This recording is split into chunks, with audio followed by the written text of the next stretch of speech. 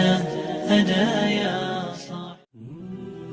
کہ آپ سوچئے کہ یہ urge, the search for truth, the search for real knowledge, وہ کتنی شدید ہے کہ جب پیدا ہو جاتی ہے انسان کے اندر تو اسے کسی چیز سے کوئی دلچسپی نہیں رہتی، اس کے لیے دنیا کی کوئی چیز اہم نہیں ہے، وہ تو اس کے لیے اپنا سب کچھ لگا دے گا. He wants to know the truth، حقیقت کیا ہے. حضرت سلمان فارسی رضی اللہ تعالی عنہ کہاں پیدا ہوئے؟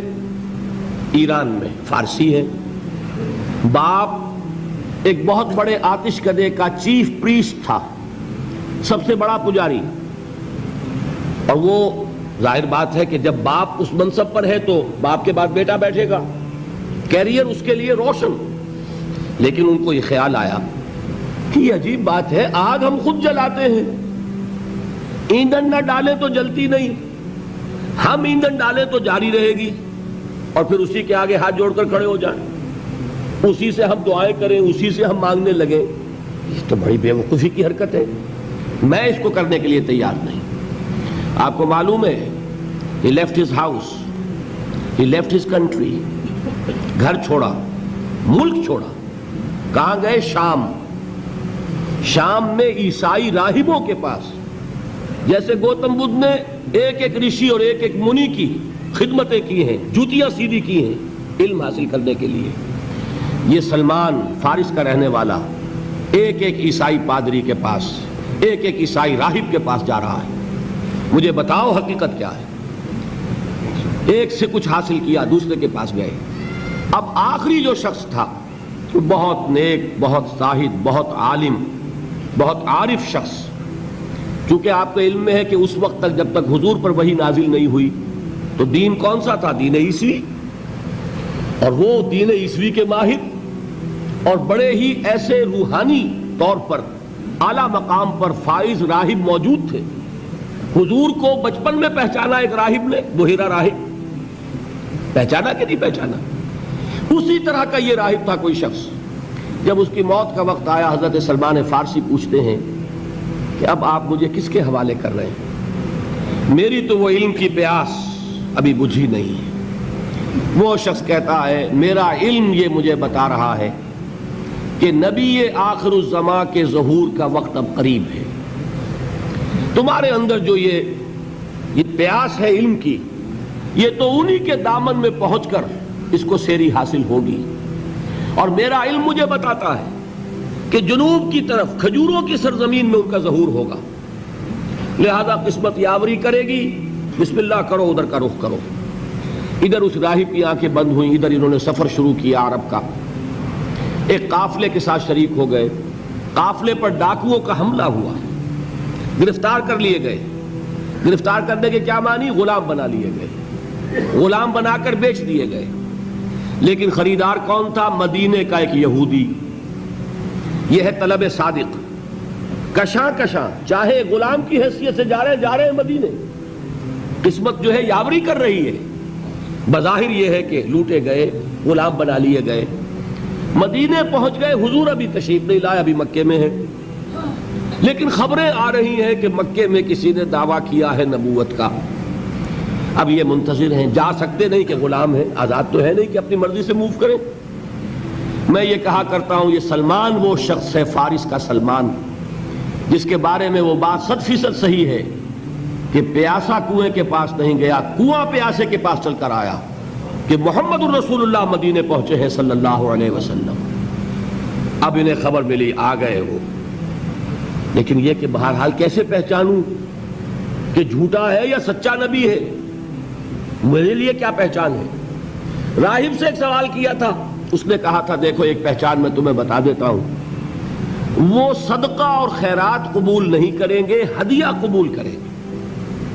لہذا اب یہ چشم تصور ہی سے آپ دیکھیے کتنی منت سماجت کی ہوگی.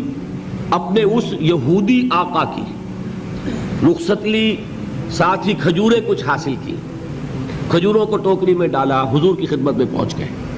حضور نے سوال کیا کہ سلمان یہ کیا ہے؟ عرض کیا یہ صدقہ ہے، میں آپ کے لیے لایا ہوں. آپ نے فرمایا نہیں، صدقہ یہ غربا کا حق ہے، تقسیم کر دو، میں صدقہ نہیں لیتا. کچھ دنوں کا بیچ دے کر پھر وہی کام کیا، پھر کچھ کھجوریں لے کے حاضر ہوئے. کیا ہے؟ یہ ہدیہ ہے آپ کی خدمت میں میں پیش کر رہا ہوں۔ فرمایا ہاں ہدیہ میں قبول کرتا ہوں۔ فوراً ایمان لائے، قدموں میں گر گئے۔ اب آپ بتائیے کہاں سے کہاں سلمان پہنچا ہے؟ اگر وہ بھی اپنے معاشرے میں جو چیز مانی جا رہی تھی اس کو مان کر اپنی زندگی بتا دیتا تو کیا محمد الرسول اللہ صلی اللہ علیہ وسلم کے قدموں تک پہنچنا نصیب ہوتا؟ یہ ہے وہ بات۔ اب اور مثالیں سن لیجئے۔ ورقہ ابن نوفل ہیں، مکے کے رہنے والے ہیں، لیکن ان کا دل پھر گیا یہ بتوں کو پوجنا چیبانی دارت، بے جان مورتیاں خود ہم تراشیں، ان کو پوجیں۔ لہذا وہ اب حقیقت کی پیاس میں گئے کہاں؟ مکے سے چل کر شام پہنچے۔ اس وقت تک حضور تو پیدا تو ہو چکے ہیں، ولادت ہو چکی ہے، وحی کا آغاز نہیں ہوا۔ لہذا ورقہ کہاں پہنچے ہیں؟ شام۔ وہاں جا کر عیسائیت اختیار کرتے، وہی دین تھا اس وقت، جب تک وہی حضور پر نہیں آتی وہی دین ہے آسمانی۔ حضرت عیسیٰ علیہ السلام کی رسالت کا دور چل رہا ہے، اور اتنی مہارت حاصل کرتے ہیں کہ ان کے بارے میں آپ کو ملے گا روایات میں کان یکتب التوراۃ بالعبرانیہ، کہ حضرت ورقہ ابن نوفل عبرانی زبان میں تورات لکھا کرتے تھے۔ مکے میں عربی زبان کے لکھنے والے گنتی کے لوگ تھے، اور یہ عبرانی کی تعلیم حاصل کی انہوں نے، اتنے بڑے عالم۔ جب پہلی وحی آئی ہے تو حضرت خدیجہ حضور کو لے کر گئی ہیں انہی ورقہ ابن نوفل کے پاس کہ ذرا سنیے ان کے ساتھ کیا ماجرا پیش آیا ہے۔ حضور نے جب وہ واقعہ بیان کیا حضرت جبرائیل کی آمد کا، غار حرا کا جو واقعہ تھا، تو ورقہ ابن نوفل فرماتے ہیں کہ یہ وہی ناموس ہے جو موسیٰ پر نازل ہوا تھا، عیسیٰ پر نازل ہوا تھا، اور کاش کہ میں اس وقت تک زندہ رہوں جبکہ آپ کی قوم آپ کو مکے سے نکال دے گی۔ حضور حیران ہوئے، اوا مخرجیہم، کیا یہ مجھے نکال دیں گے؟ یہ تو مجھ سے بہت محبت کرتے ہیں، مجھے الصادق کہتے ہیں، الامین کہتے ہیں، میں ان کی آنکھوں کا تارا ہوں، یہ مجھے نکال دیں گے؟ حضرت ورقہ کہتے ہیں ہاں، یہ اللہ کا ایک پرانا قانون چلا رہا ہے، جو کوئی بھی حق کی دعوت دیتا ہے اس کی قوم اس کی دشمن ہو جاتی ہے، لہذا یہ واقعہ آپ کے ساتھ پیش آئے گا۔ کاش کہ میں اس وقت تک جوان ہوں جبکہ آپ کی قوم آپ کو یہاں سے نکالے گی تاکہ میں آپ کی کچھ مدد کر سکوں۔ وہ نوبت آئی نہیں، ورقہ کا انتقال ہو گیا۔ اسی طرح کا معاملہ زید کعبے کے پردے پکڑ پکڑ کر کہا کرتے تھے، اے اللہ میں صرف تیری بندگی کرنا چاہتا ہوں، میں ان بتوں کو نہیں پوجنا چاہتا، مجھے معلوم ہے ان میں کچھ نہیں ہے، لیکن اے اللہ کیسے پوجوں یہ مجھے معلوم نہیں، تیری بندگی کیسے کروں، تیری پرستش کیسے کروں، تیرے احکام کیا ہیں مجھے معلوم نہیں۔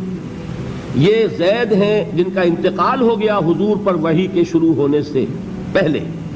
ان کے بیٹے تھے سعید ابن زید جو بہنوئی تھے حضرت عمر ابن خطاب کے، ان کے گھر میں فاطمہ بنت خطاب حضرت عمر کی ہمشیرہ تھی۔ اب آپ بتائیے زید کا بیٹا ہو، کیسے ممکن ہے کہ ادھر محمد پر وحی آئے ادھر وہ اس کی تصدیق نہ کر دیں؟